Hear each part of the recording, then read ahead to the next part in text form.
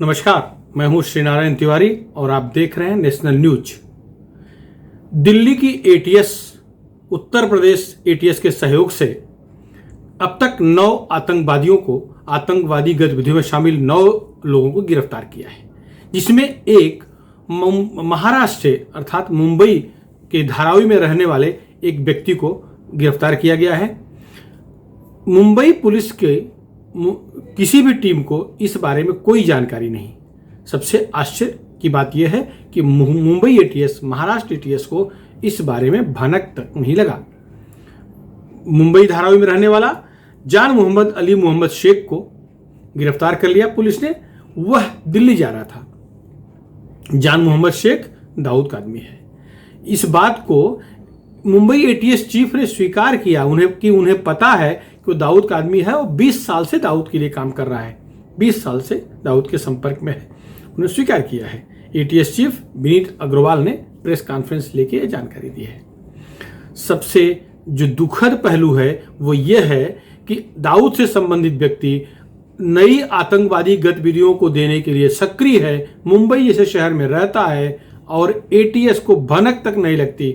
इससे बड़े और दुर्भाग्य की बात और क्या हो सकती है। जैसा कि दिल्ली एटीएस के सूत्रों का कहना है कि वह मुंबई में रेलवे, महत्वपूर्ण कार्यालयों और प्रमुख धार्मिक स्थलों पर सीरियल ब्लास्ट कराने की योजना थी।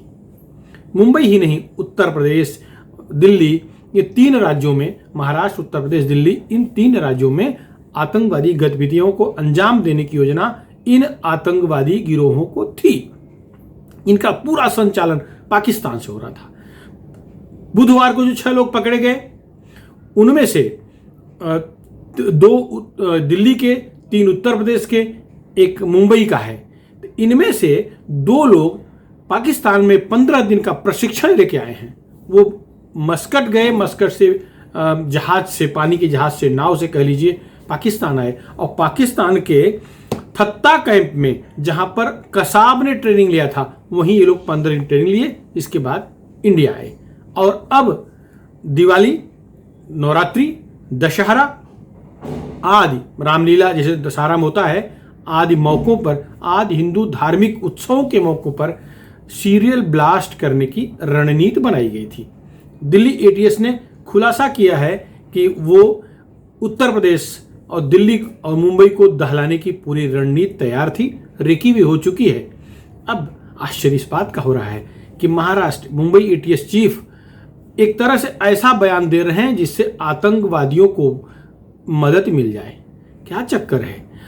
इस जान मोहम्मद को दिल्ली पुलिस ने मुंबई दिल्ली रोड में ट्रेन से जा रहे थे, कोटा में गिरफ्तार किया। टेक्निकली कोटा इसी रूट पर है, दिल्ली और गुजरात के बीच में यह कोटा स्टेशन है, जो टेक्निकली राजस्थान का हिस्सा है।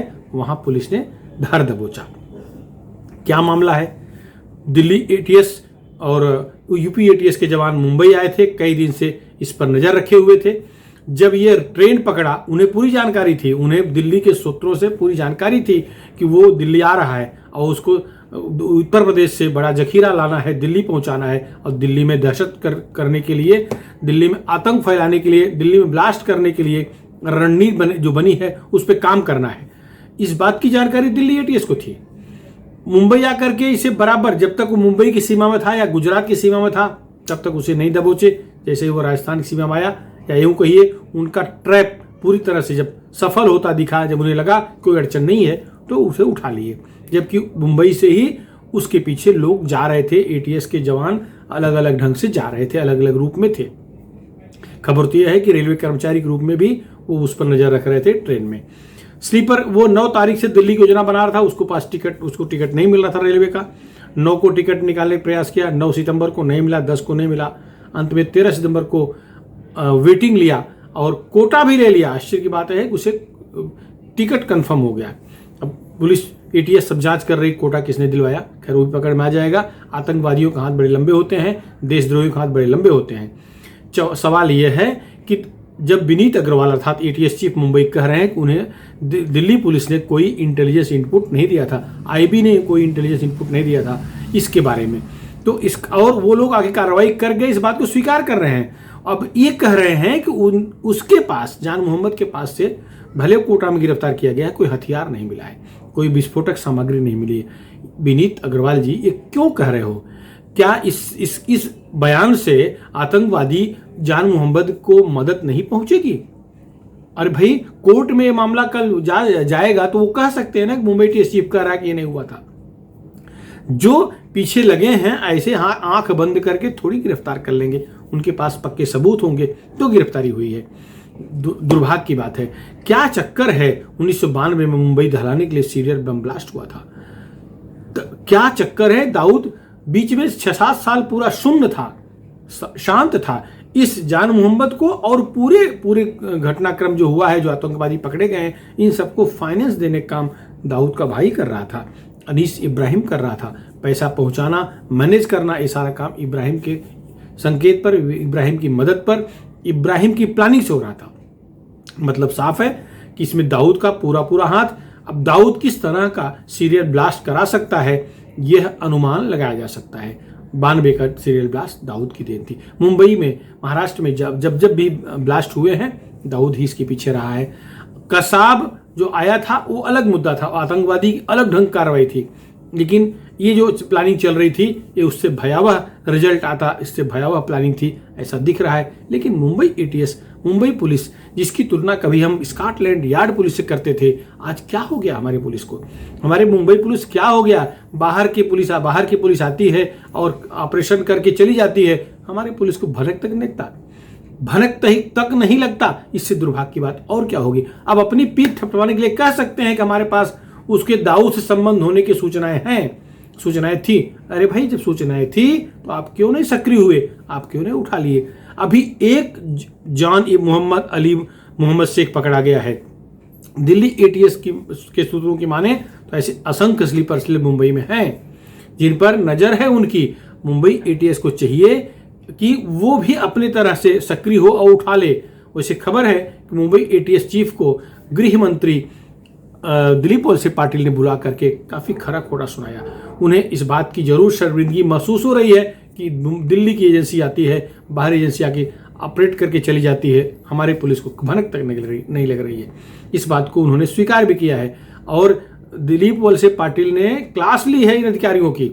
इसके बाद उन्होंने अपने मुंह से बयान तो नहीं दिया, अपने जितने ही कहा, संयम बरतने की अपील की कि देश राज्य इसमें संकट की घड़ी चल रहा है। जिस तरह आतंकवादी कार्रवाइयां, आतंकवादी गतिविधियां होती नजर आ रही हैं, इसमें राजनीति न किया जाए तो बेटर है, क्योंकि सबको पुलिस को सहयोग देंगे तो ही हम इन गतिविधियों पर अंकुश पाएंगे, रोक पाएंगे, वरना घटनाएं हो जाएंगी, नुकसान हो जाएगा तो फायदा नहीं है। वो दिलीप वलसे पाटिल पॉलिटिकल आदमी है, उनको बोलना ही चाहिए, क्योंकि दोपहर को आशीष शेलार, भाजपा के मुंबई अध्यक्ष, ने पॉलिटिकल आरोप लगाया था। वो उनका कहना था कि मुंबई पुलिस तो टारगेट पूरा करने में, टारगेट से मतलब 100 करोड़ वसूली, जो पूर्व गृह मंत्री अनिल देशमुख पर आरोप लगता था, टारगेट पूरा करने में व्यस्त है। उन्हें उसे फुर्सत कहाँ है कि इस तरह का आतंकी गतिविधियों पर नजर रखे। और आरोप ये भी उनका था कि केंद्रीय मंत्री एनसी, जिन पर एनसी होना चाहिए था, नारायण राणे की बात कर रहे थे, उनको गिरफ्तार करने में मशगूल है। उनके बेटे नारायण राणे के सुपुत्र नितेश राणे विधायक को लुकआउट नोटिस देने में मशगूल है मुंबई पुलिस। तो उसे फुर्सत कहाँ है कि जो इस तरह की गतिविधियों पर नजर रखे, मुंबई पुलिस की गिरती साख को बचाए। खैर, ये उनका पॉलिटिकल आरोप है, लेकिन पूर्व मुख्यमंत्री, विधानसभा में विपक्ष के नेता, एक मजे भजे पॉलिटिशियन ग्रुप में उन्होंने ऐसा नहीं कुछ आरोप लगाया है। उनका यही कहना था कि जो गतिविधियां चल रही हैं इन पे रोक लगना चाहिए, इन बदमाशों को खत्म कर देना चाहिए। खत्म से तात्पर्य उनका गिरफ्तार करने से था। वैसे 6 लोग जो कल पकड़े गए थे, उनमें जीशान कमर, मोहम्मद आमिर जावेद, इन दोनों को Delhi police ATS UP police के इनको प्रयागराज ले जाने के लिए कोर्ट से परमिशन ले लिया है। अब खतरा ये लग रहा है इन बदमाशों को कि प्रयागराज जाएंगे तो यूपी पुलिस वहां कहीं गाड़ी न पलटा दे। ये खतरा दिल्ली वालों को भी है कि जब वो जाएंगे तो उन्हें निश्चित एटीएस उत्तर प्रदेश पुलिस उनकी मदद में आएगी, कुछ भी हो सकता है। इसके अलावा जो 2 लोग पाकिस्तान जाके प्रशिक्षण लिए थे, उनके नाम है ओसामा और जीशान। पाकिस्तान गए थे और ये प्रशिक्षण लिए थे, 15 दिन का प्रशिक्षण आतंकवादी कार्रवाइयों में, कैसे हथियार चलाना है, कैसे ब्लास्ट करना है, कैसे आग लगानी है, ये सब प्रशिक्षण लेके आए थे। उनके अलावा एक मूलचंद लाला नाम का भी है जो स्लीपर सेल है, उसे पकड़ा गया है। मोहम्मद बकर पकड़ा गया है, जान मोहम्मद अली शेख है, मोहम्मद आमिर जावेद है। इन सब का एक ओसामा का नाम का भी आतंकवादी है। इन सब को प्रशिक्षण मिला हुआ है, कैसे देश को बर्बाद करना है, ये सारे प्रशिक्षण इनके पास हैं। दुर्भाग्य की बात है कि ये सब भारतीय हैं, सारे के सारे भारतीय हैं, और इनको पाकिस्तान बरगला रहा है। पाकिस्तान की इसमें साख विश्व में गिर गई है। वो अपनी साख बचाने के लिए, उस विश्व की बात कर रहा हूँ जो आतंकवादियों का विश्व है, और वर्ल्ड बैंक की बात नहीं कर रहा हूँ। तालिबान वहाँ कब्जा कर लिया है, पाकिस्तान को जस्टिफाई करना पड़ेगा कि भारत को नुकसान करके तालिबान की निगाह में अपनी छवि बनाने के लिए वह इस तरह की आतंकी कार्रवाई करना चाह रहा है। और उसमें डी कंपनी का सहयोग ले रहा है। डी कंपनी का मालिक बूढ़ा हो गया है, वो भी अभी बूढ़ा शेर, वो जताना चाह रहा है कि हम अभी भी इंडिया को बर्बाद करने की क्षमता रखते हैं, क्योंकि अगर वो पाकिस्तान के लिए वो काम का नहीं होगा तो पाकिस्तान उसे लात मार के बाहर भेज देगा।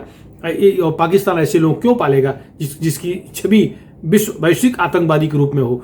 लेकिन अगर कुछ कर रहा है पाकिस्तान स्टेट के लिए, अगर फायदेमंद दिख रहा है तो पाकिस्तान पालेगा, गुमनाम रखेगा।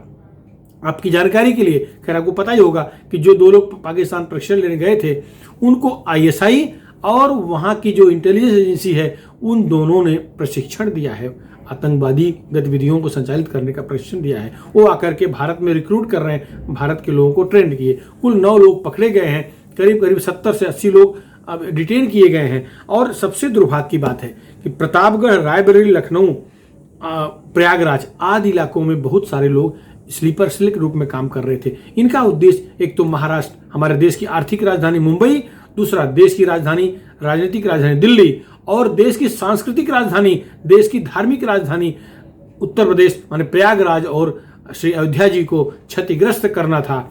यह एटीएस की सूचना है। दिल्ली से ले बड़े बड़े वीवीआईपी, राष्ट्रपति, प्रधानमंत्री, उपराष्ट्रपति आदि सब उत्तर प्रदेश के दौरे पर फ्रिक्वेंटली जा रहे हैं। उत्तर प्रदेश के मुख्यमंत्री योगी आदित्यनाथ खुद आतंकवादियों की हिट लिस्ट पर हैं। इस तरह से जिस तरह से ये लोग वहां उत्तर प्रदेश में जाल बिछाए थे जिससे कि वो कोई बड़ा हादसा कर सके, बड़ी वारदात को अंजाम दे सके। लेकिन यूपी एटीएस, यूपी की पुलिस सतर्क थी, जिसके चलते इन्हें अपने मकसद में सफल होने नहीं दिया। वैसे जो पुलिस को इनपुट था वो आईबी का था, वो सेना का भी इनपुट था। इस आधार पर कार्रवाई हुई। इसी बात का दुख महाराष्ट्र एटीएस चीफ विनीत अग्रवाल जता रहे हैं कि हमको कोई आईबी ने इनपुट नहीं दिया, हमको देते तो हम भी कार्रवाई करते। अब इसका क्या अर्थ लगाया जाए? हो सकता है आईबी या दिल्ली एजेंसी को ये विश्वास न हो कि महाराष्ट्र पुलिस सूचना मिलेगी तो उस तरह से काम कर पाएगी, इसीलिए सूचना नहीं दी होंगे। या हो सकता है उन्हें उस समय इतना समय उनके पास न रहा होगा कि सूचना दें और इस पर कार्रवाई करवाएं, इसे सीधे एक्शन लिए होंगे। क्या है ये तो नहीं मालूम, लेकिन कुछ तो है जो मुंबई पुलिस की साख को गिरा रहा है।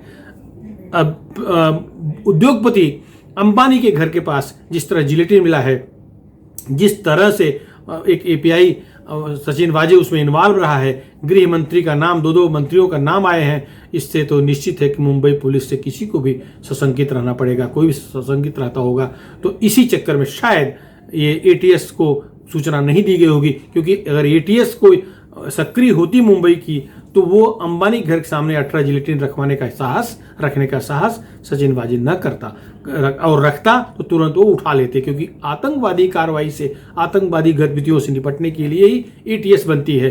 तो मुंबई एटीएस वहाँ फेल हो गई। तो हो सकता है इसीलिए जो सेंट्रल एजेंसी है वो मुंबई एटीएस को शामिल नहीं की होगी, कारण उन्हें डर है कि ये सूचना लीक हो जाएगी, और सूचना लीक होने पर तो फिर कार्रवाई होना मुश्किल है। लेकिन जब महाराष्ट्र में दाऊद के मन की एजेंसी होती है, दाऊद के मन के पुलिस अफसर होते हैं, दाऊद के मन पसंद सरकार होती है, वह सक्रिय हो जाता है। अब उद्धव ठाकरे के नेतृत्व में सरकार चल रही है। उद्धव ठाकरे कट्टर एक देशभक्त मुख्यमंत्री हैं, देशभक्त नेता हैं, लेकिन उनके साथ जो 2 अन्य पार्टियां जुड़ी हुई हैं जो मुस्लिम तुष्टीकरण में पूरा रात दिन लगी रहती हैं, उन पर संदेह हो रहा है। शायद एटीएस दिल्ली को, एटीएस यूपी को, जिनके पास से सूचना थी, संदेह रहा होगा कि अगर राष्ट्रवादी कांग्रेस पार्टी के नेताओं को खबर लगेगी, क्योंकि गृह मंत्री राष्ट्रवादी कांग्रेस पार्टी के हैं, तो हो सकता है उनकी योजना फेल हो जाए, इसीलिए वो खबर सूचना नहीं दिए होंगे। वैसे भी उद्धव ठाकरे का उद्धव ठाकरे की निजी इमेज प्रधानमंत्री नरेंद्र मोदी की निगाह में, केंद्रीय गृह मंत्री अमित शाह की निगाह में काफ़ी अच्छी है। वो स्वच्छ चरित्र के व्यक्ति हैं, लेकिन कुसंगत का असर कहा जा सकता है, जिससे नाम खराब हो रहा है।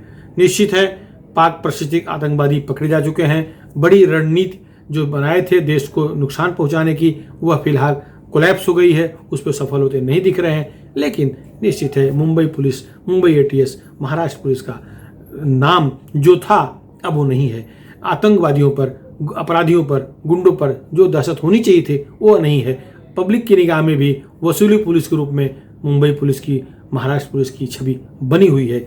महाराष्ट्र के बाहर भी छवि खराब हो गई है, महाराष्ट्र के अंदर भी छवि खराब हो गई है। यह पुलिस को सोचना पड़ेगा कि अपनी खोई हुई साख को कैसे फिर से बना पाएंगे, वरना ये नुकसान की बात है। डिमोरलाइज होना पुलिस का, पुलिस डिमोरलाइज होती है तो कानून व्यवस्था संभलना मुश्किल होता है। हम सबको चाहिए कि पुलिस का मनोबल कैसे बढ़ेगा उस पर ध्यान दें। सरकार को, खास तौर से मुख्यमंत्री उद्धव ठाकरे को निजी तौर पर पुलिस के मनोबल को बढ़ाने के लिए कुछ कड़े कठोर कदम उठाने पड़ेंगे। होना ही चाहिए था गृह मंत्रालय वो अपने पास रखते, और अगर गृह मंत्रालय मुख्यमंत्री के पास होता तो निश्चित है पुलिस का मनोबल और ऊंचा होता, क्योंकि टारगेट वाला मुद्दा तो नहीं बनता। ये निश्चित है उद्धव ठाकरे जी टारगेट में शामिल होंगे, ऐसा आरोप कोई नहीं लगा रहा है। फिलहाल इस मुद्दे पर इतना ही। आपको कैसा लग रहा है कि मुंबई एटीएस को दिल्ली एटीएस ने, अर्थात सेंट्रल एजेंसी ने क्यों अंधेरे में रखा, क्यों नहीं सूचना दी, क्यों अकेले कार्रवाई की? आपकी जो भी राय हो हमारे चैनल के, नेशनल न्यूज चैनल के कमेंट बॉक्स में जरूर अपनी राय लिखें। फिलहाल इतना ही, धन्यवाद।